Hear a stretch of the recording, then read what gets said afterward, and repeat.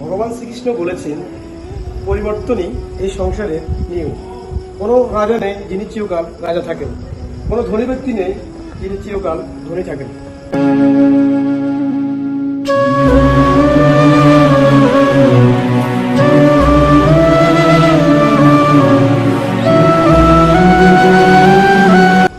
কোনো স্থান যাকে আজ মলিন বলা হয়েছে, কাল সেখানে মন্দিরও স্থাপন হতে পারে।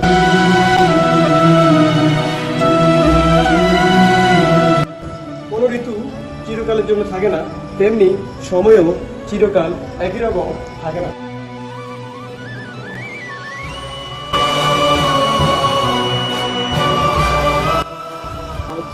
আর যা আপনার কাছে আছে কাল তা অন্য কারো কাছে চলে যাবে।